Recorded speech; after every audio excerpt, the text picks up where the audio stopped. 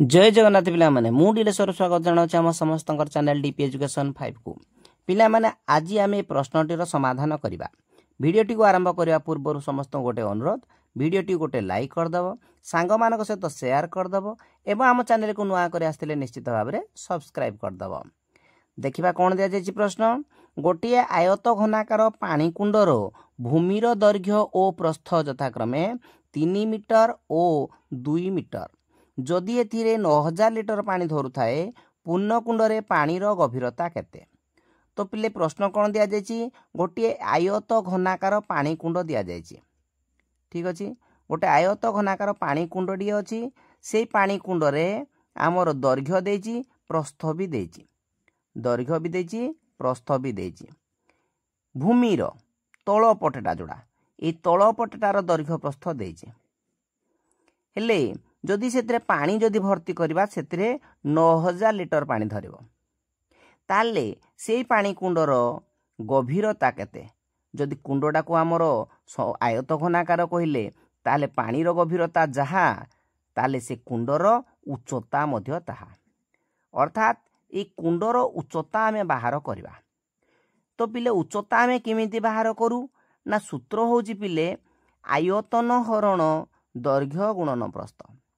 तो पिले आयतन आमर बाहर करिया को पड़िबो। आयतन आमे बाहर केमिति करबा एइथरु केते पानी धरे जोड़ा देइजी एइथरु आमे आयतन बाहर करबा। तो पिले आमे जानि छंती जदि कुंडर आयतन 1 घन मीटर हुए 1 घन मीटर हुए पानी सेथिरे धरिबो पानी धरे सेथिरे 1000 लिटर। ठीक अच्छे कुंडर आयतन 1 घन मीटर हेले पानी धरिबो सेथिरे 1000 लिटर। तो से हिसाब रे जदि पानी आमर 9000 लिटर धरुची ताले आयतन केते हेइथिबो निश्चित भाव रे 9 घन मीटर। ए जगह हम पाई गले कुंडर आयतन हम पाई गले ताले कुंडर आयतन केते हैला 9 घन मीटर। तो आमे जानि छथि उच्चता किंद बाहरे। तो उच्चता बाहर करिवार सूत्र होजी ना आयतन हरण दैर्घ्य गुणन प्रस्थ।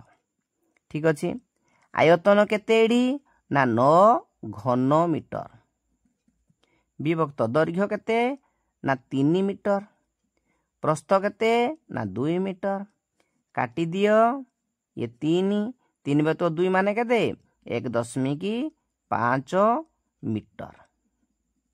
ए उच्चता जहा से पानीर गभीरता मध्य ताहा अर्थात जो प्रश्न दिया जाइथिला जे पानी कुंडरे पानीर गभीरता केते ठीक उत्तर ताले कोन हला ए पानी कुंडरे पानीर गभीरता हला 1.5 मीटर।